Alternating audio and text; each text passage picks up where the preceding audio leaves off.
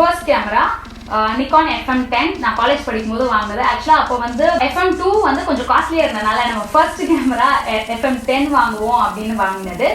இப்போ வந்து எல்லாமே டிஜிட்டலைஸ்ட் ஆயிடுச்சு. ஸோ இது வந்து Mark 3.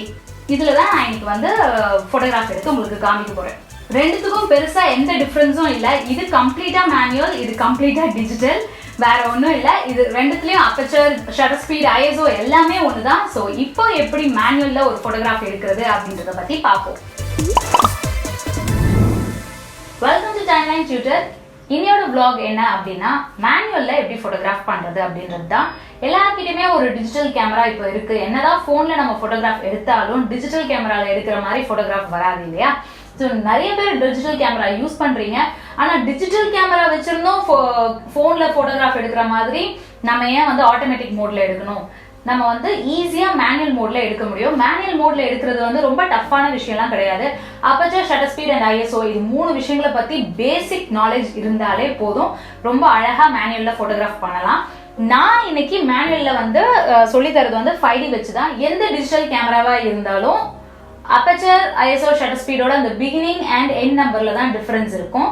ஸோ அது என்ன அப்படின்றத நான் இப்போ பண்ணும்போது சொல்றேன். இந்த 3 ஆப்ஜெக்ட் வச்சு தான் நான் வந்து இந்த டெப்த் ஆஃப் ஃபீல்ட் இதெல்லாம் எப்படி கிரியேட் பண்றது அப்படின்றத காமிக்க போறேன். டியூ டு குவாரண்டைன் நம்ம வெளியில போக வேண்டாம், இண்டோர்லயே பண்ணலான்னு வெளியில போயும் இன்னொரு வாட்டி வீடியோ பண்ணி போடுறேன். என்னோட கேமரா இன்னைக்கு வந்து Mark 3 5D and black lens போட்டிருக்கேன். கிட் லென்ஸ்லயுமே ஈஸியா எடுக்க முடியும். அப்பச்சர்னா என்ன, ISOனா என்ன, ஷட்டர் ஸ்பீட்னா என்ன அப்படின்னு பேசிக் இன்ஃபர்மேஷன்ஸ் இன்னைக்கு பார்க்க போறோம். வீடியோக்குள்ள போறதுக்கு முன்னாடி இன்னொரு வாட்டி ரிமைண்ட் பண்ணிடுறேன். யாராவது டைம்லைன் டியூட்டரை சப்ஸ்கிரைப் பண்ணாம இருந்தீங்கன்னா மறக்காம என்னோட சேனல் டைம்லைன் டியூட்டர் சப்ஸ்கிரைப் பண்ணிடுங்க. பெல் பட்டனை ரிங் பண்ணுங்க, அப்பதான் ரெகுலரா அப்டேட்ஸ் இருக்கும். இப்போ வீடியோக்குள்ள போலாம். Mark 3ல இருக்கிறது வந்து எலக்ட்ரானிக் லென்ஸ். அதுல வந்து நான் கழட்டிட்டு அப்பச்சர், அதாவது அப்பச்சரோட லீஃப் எப்படி ஆப்ரேட் ஆகுது அப்படின்றத டீடைல்டா காமிக்க முடியாது. ஸோ அது எலக்ட்ரானிக்ன்றனால இது என்னோட first camera FM10, Nikon FM10 ஓட லென்ஸ். ஸோ இதுல நான் டீடைல்டா காமிக்கிறேன். இதுல வந்து 3.5, ஸோ 3.5 வரைக்கும் ஓபன் பண்ண முடியும். அதாவது அப்பச்சரை பொறுத்த வரைக்கும் லோவஸ்ட் நம்பர் லைட்டா அதிகமா உள்ள கொடுக்கும். ஹையஸ்ட் நம்பர் போது நம்ம 2 டிஜிட்ஸ் எல்லாம் போகும்போது அது வந்து லைட்டா கம்மியா உள்ள கொடுக்கும். இதுதான் புரிஞ்சுக்க வேண்டிய ஒரு கண்டென்ட். ஏன்னா ஜென்ரலா லோயர் நம்பர் நிறைய லைட்டை உள்ள கொடுக்கும், ஹையர் நம்பர் கம்மியான லைட்டை உள்ள கொடுக்கும். பேசிக் இவ்வளவுதான். இப்போ வந்து உள்ள பார்த்தா லீஃப் வந்து ஃபுல் ஓப்பன்ல இருக்கு. இதை நான் வந்து ரெடியூஸ் பண்ணி ஓப்பன் பண்ணி காமிக்கிறேன். இப்போ 3.5ல வச்சிருக்கேன். ஸோ இப்போ உள்ள லென்ஸ் வந்து அந்த லென்ஸோட லீஃப் வந்து எவ்வளோ பெருசாக ஓப்பன்ல இருக்குன்னு பாருங்க. இப்போ லென்ஸோட ஃப்ரண்ட் பார்ட் இது வழியாக தான் லைட் உள்ள டிராவல் ஆக போகுது. ஸோ இப்போ வந்து நெக்ஸ்ட் 5.6, 8, ஓகே, 11, 16, 22. இது 3.5 to 22 இருக்கிற லென்ஸ். இப்போ 22ல எந்த அளவுக்கு லைட் உள்ள போகும் இதை தான் நான் எக்ஸ்பிளைன் பண்ணேன். ஸோ நான் இப்போ காமிக்கும் போதே தெரிஞ்சிருக்கும். 3.5 வைக்கும் போது லீஃப் வந்து ஃபுல் ஓப்பன்ல இருக்கு. அதாவது லைட் ரொம்ப கம்மியா இருக்க இடத்துல நம்ம ஒரு போட்டோகிராஃப் எடுக்கிறோம் அப்படின்னும் போது த லோயஸ்ட் டிஜிட் நம்பர் வந்து நம்ம வச்சுக்கணும் அப்பச்சர்ல. இதே வந்து லைட் ரொம்ப ஜாஸ்தியா இருக்க இடத்துல எடுக்கிறோம் போட்டோகிராஃப் அப்படின்னும் போது ஹையஸ்ட் நம்பர் நம்ம வச்சுக்கணும். இப்போ வீட்டுக்குள்ள இருக்கிற டியூப் லைட்ல எடுக்கிறோம், இல்ல ஒரு நார்மல் லைட் செட்டப்ல எடுக்கிறோம் அப்படின்னும் போது 5.6, 3.5 இந்த மாதிரி ரேஞ்சஸ் எல்லாம் யூஸ் பண்ணலாம். வீட்டை விட்டு வெளியில வந்துட்டீங்கனாலே 8ல இருந்து 22 தான் கரெக்டான அப்பச்சர். அதுல வந்து நீங்க ஃபிக்ஸ் பண்ணி பார்த்துக்கணும். ஸோ லாஸ்ட் வீடியோல நான் வந்து keys and features of Mark 4 சொல்லியிருந்தேன். இப்போ நம்ம இந்த குவிக் லுக் பட்டன் பிரஸ் பண்ணனாலே இப்போ நான் என்ன வச்சிருக்கேன் அப்படின்றது தெரிஞ்சிடும். F நம்பர் 2.8 வச்சிருக்கேன். F நம்பர்னா அப்பச்சர் தான் F நம்பர்ஸ் அப்படின்வாங்க. ஸோ பேசிக் ஸ்டார்டிங் 2.8ல இருந்து இதை எடுக்க போறேன். நான் இந்த செட்டப்ல இப்போ நான் என் வீட்டுக்குள்ள இதை ஷூட் பண்ணிட்டு இருக்கேன். ஸோ இந்த செட்டப்ல ஒரே ஒரு ஃபில் லைட் மட்டும் வச்சிருக்கேன், அதை பவுன்ஸ் பண்ணிருக்கேன். ஸோ பவுன்ஸ் பண்ணி வர லைட்டை தான் நான் யூஸ் பண்றேன். இதோட லீஸ்ட் அப்பச்சர் நான் வந்து யூஸ் பண்றது பிளாக் லென்ஸ் 50 mm. இதோட லீஸ்ட் அப்பச்சர் பாத்தீங்கன்னா 1.8. 1.8னா இருக்கிறதுலே லோவஸ்ட் லைட்ல கூட ஈஸியா நம்ம வந்து போட்டோகிராஃப் எடுக்க முடியும். ஏன்னா அந்த அளவுக்கு அந்த லீஃப் ஓப்பன் ஆகும் அண்ட் ஈஸியா நம்மளால போட்டோகிராஃப் பண்ண முடியும் லோவஸ்ட் லீஸ்ட் லைட்ல கூட. அப்போ எடுக்கும் போது என்ன இருக்கும் அப்படின்னா போட்டோ வந்து ஓரளவுக்கு லைட்டா பேக்ரவுண்ட் வந்து பிளர்டா இருக்கலாம். கொஞ்சம் நம்ம இந்த லைட் இந்த பின்னாடி எல்லாம் என்ன எஃபெக்ட் சொல்லுவீங்க, அந்த மாதிரி பிளர்ட் எஃபெக்ட், பூகி எஃபெக்ட் எல்லாம் கிரியேட் பண்றதுக்கு 1.8 இந்த மாதிரி பிளாக் லென்ஸ்லாம் யூஸ் பண்ணலாம். இப்போ நான் வந்து F நம்பர் 1.8ல ஒரு போட்டோகிராஃப் எடுத்திருக்கேன். F நம்பர்னா வேற ஒன்றும் இல்லை, அப்பச்சர் தான். F நம்பர் 1.8ல வந்து ஃபோட்டோகிராஃப் எடுக்கும்போது நான் சொன்ன மாதிரி பின்னாடி இருக்க இமேஜ் ஃபுல்லா பாத்தீங்கன்னா நல்லா பிளர்டா ஃபுல் பிளர்டா இருக்கு. இப்போ நம்ம லைட்டா கொஞ்சமா க்ளோஸ் பண்ணுவோம். 2.8 வச்சு ஒரு ஃபோட்டோகிராஃப் எடுக்கிறேன்.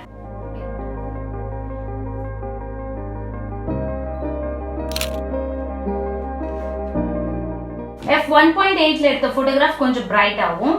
அதே வந்து F2.8ல எடுத்த ஃபோட்டோகிராஃபோட இமேஜ் வந்து கொஞ்சம் டார்க்காவும் இருக்கு. ஆனா பேக்ரவுண்ட் அதே அளவுக்கு பிளர்டா இல்லனாலும் ஓரளவுக்கு கொஞ்சம் பிளர்டா இருக்கு. இப்போ நம்ம அடுத்து வந்து 5.6ல ஒரு ஃபோட்டோகிராஃப். நான் சொல்லிருந்தேன் 5.6னா பேசிக்காவே வெளியில போய்ட்டோம் அப்படினா வீட்டை விட்டு வெளியில போனா 5.6ல எடுக்கலாம் அப்படினு. இப்போ இன்டோர்ல 5.6ல எடுத்தா இதே ஃபோட்டோகிராஃப் எப்படி இருக்கு அப்படினு பாப்போம். சோ இப்போ இமேஜ் பார்த்தாலே உங்களுக்கு தெரியும் ரொம்ப black ஆயிடுச்சு. அதாவது லைட் உள்ள வரது வந்து கம்மி ஆயிடுச்சு. கொஞ்சம் ஃபில் லைட் இருக்கனால அந்த லைட்டா நமக்கு ஒரு லைட் ஃபார்ம் ஆயிருக்கு அவ்வளவுதான். இதே வந்து நம்ம அவுட்டோருக்கு போறோம் அப்படினா 5.6ல எப்படி ஒரு ஃபோட்டோகிராஃப் இருக்கும் அப்படின்றத காமிக்கிறேன். எப்படி காமிக்கிறேன்னா நான் இமேஜ்க்கு மட்டும் ஒரு லைட் கொடுத்து அந்த ஃபோட்டோகிராஃப் எடுத்து காமிக்கிறேன். இதே 5.6ல லைட்டோட எடுக்கும்போது அந்த இமேஜ் எப்படி இருக்கு அப்படின்றத இப்போ பார்ப்போம். ஒரே ஒரு லைட் வந்து ஆப்ஜெக்ட்டுக்கு கொடுத்து எடுத்தேன். 5.6 ஆப்ஜெக்ட்டுக்குனே லைட் வந்து வச்சு எடுத்திருக்கேன். அப்போ லைட் அதிகமா இருக்கும்போது 5.6ல இமேஜ் வந்து ரொம்ப அழகா தெரிஞ்சிருக்கு. அதே லைட்டை 1.5 ஃபர்ஸ்ட் நான் வச்சு எடுத்தேன் இல்லையா, அந்த 1.5ல ஃபுல் ஓப்பன்ல எடுக்கும்போது இப்போ பாத்தீங்கன்னா இந்த இமேஜ் எவ்வளவு ப்ளீச்சா இருக்குன்னு தெரியும். ஆனா பின்னாடி அதே மாதிரி ஒரு பிளர்ட் எஃபெக்ட் இருக்கு. நான் சொன்ன மாதிரி இது பிளாக் லென்ஸ்ன்றனால அந்த எஃபெக்ட் இருக்கு. ஆனா இமேஜ் வந்து ப்ளீச்சா இருக்கு. 1.5ல இன்டோர்ல எடுக்கும்போது கிளியரா இருந்த இமேஜ் வித் லைட் எடுக்கும்போது, அதாவது நீங்க அவுட்டோர்ல போய் அதே 1.5 எடுத்தீங்கன்னா இந்த மாதிரியான ஒரு அவுட்புட் தான் கொடுக்கும். இவ்வளவுதான் பேசிக் ஆஃப் அபர்ச்சர். அடுத்து ஷட்டர் ஸ்பீட் பார்க்க போறோம். ஷட்டர் ஸ்பீடுன்றது பேசிக்கா என்ன அப்படின்னா லைட்டோட டிராவலிங் டைம் தான் ஷட்டர் ஸ்பீட் அப்படின்வாங்க. அவுட்டோர்ல போனா நம்ம ஈஸியா ஒரு மூவ்மெண்ட்டை ஈஸியா எடுக்க முடியும். இங்க மூவ்மெண்ட் எடுக்க முடியாதுன்றனால நான் வந்து இதை ரோல் பண்ணி உங்களுக்கு எடுத்து காமிக்கிறேன். இப்போ நம்ம இதை ரோல் பண்ணதுல 30 ஷட்டர் ஸ்பீட் வச்சு நான் இந்த போட்டோகிராஃப் எடுத்திருக்கேன். இது எப்படி இருக்கு அப்படின்னா அதோட டீடைலிங் நம்மளுக்கு சரியா தெரியல. அண்ட் ஆல்சோ பிளர்டா இருக்கு. ஒரு ரோல் பண்ணும்போது அந்த இமேஜ் கரெக்டா அக்யூரேட்டா கேப்சர் ஆகல. இப்போ இதே ஷட்டர் ஸ்பீடை நான் 250ல வச்சு எடுக்கும்போது இமேஜை பாத்தீங்க அப்படின்னா ஷார்ப்பா இருக்கு. இப்போ வந்து 250ல எடுத்த ஷட்டர் ஸ்பீட்ல பாத்தீங்கன்னா இந்த கேப் வந்து ரோல் பண்ணும்போது அந்த மோஷனை அரெஸ்ட் பண்ணி போட்டோகிராஃபை கிளியரா காமிக்குது, பிளர்டா காமிக்கல. ஸோ இப்போ நம்ம அவுட்டோர்ல போய் எடுக்கிறோம். நான் இப்போ வந்து இன்டோர்ல 250ல வச்சு என்னோட லைட்டை வச்சு எடுத்திருக்கேன். இப்போ அவுட்டோர்ல நம்ம ஒரு மூவ்மெண்ட் கொடுக்குறோம். அந்த மூவ்மெண்ட்டை மோஷனை அரெஸ்ட் பண்ணி கிளியரா காமிக்கணும் அப்படின்னும் போது 100ல இருந்து நீங்க வந்து 500 வரைக்கும் போகலாம். குறைஞ்சது 500 வரைக்கும் போனீங்க அப்படின்னா அந்த மோஷனை கரெக்டா அரெஸ்ட் பண்ணி ஒரு போட்டோகிராஃபை கிளியரா காமிக்கும். இப்போ நீங்க பைக் ஓட்டிட்டு வந்து அப்போ பைக்கை ரேஸ் பண்ணி பிரேக் போடுவீங்க, அதெல்லாம் கரெக்டா எடுக்கணும் அப்படின்னும் போது இந்த மாதிரியான ஷட்டர் ஸ்பீடை யூஸ் பண்ணீங்க, அதாவது அபவ் 100 யூஸ் பண்ணீங்க அப்படின்னா கிளியர் பிக்சர்ஸ் கிடைக்கும். இதே வந்து லைட் நம்ம ஒரு சில போட்டோகிராஃப்லாம் பார்த்துருப்பீங்க இல்லையா, லைட் ரேஸ் மட்டும் தெரியும், ஆப்ஜெக்டே தெரியாது, வெறும் லைட் ரேஸ் மட்டும் தெரியும்.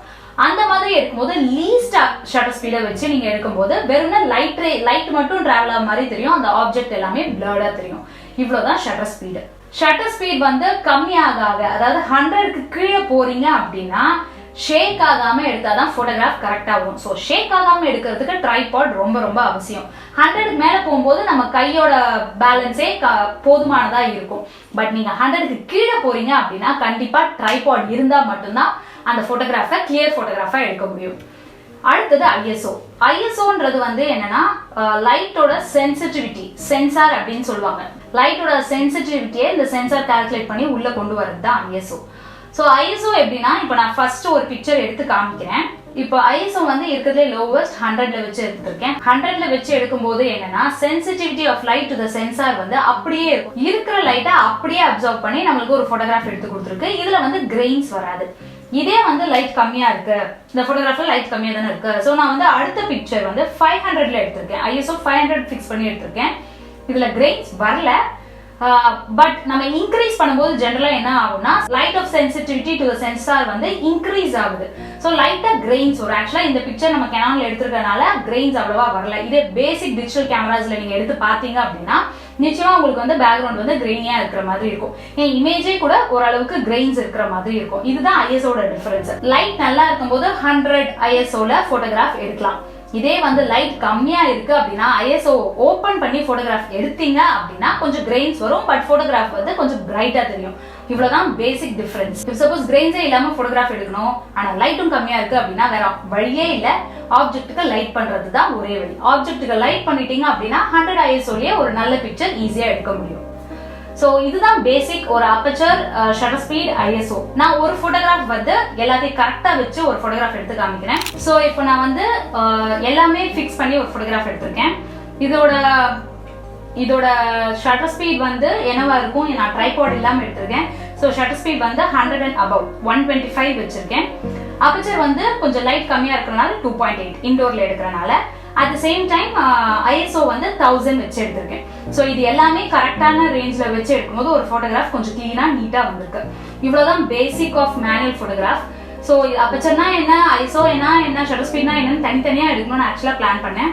பட் ஒரு பேசிக்கா இன்டோர்ல நான் ஒரு செஷன் சொல்லும் போது இவ்வளவு இருந்தா போதும் அப்படின்னு தோணுச்சு. பட் ஷியரா ஒரு ஷட்டர் ஸ்பீட் வந்து நான் சொன்ன மாதிரி ஒரு ஃபாஸ்ட் மூவ்மெண்ட் எப்படி கேப்சர் பண்றது, இந்த மாதிரி விஷயங்களை குவாரண்டைன் முடிஞ்சதுக்கு அப்புறம் நல்லாவே எடுத்து காமிக்கிறேன். ஐ ஹோப் இந்த வீடியோல உங்களுக்கு ஓரளவுக்கான இன்ஃபர்மேஷன் புரிஞ்சிருக்கும் அப்படின்னு நான் நினைக்கிறேன். புரிஞ்சிருந்தா பிடிச்சிருந்தா மறக்காம என்னோட YouTube channel Canon Tutor like, comment, share and subscribe பண்ணுங்க. தேங்க்யூ.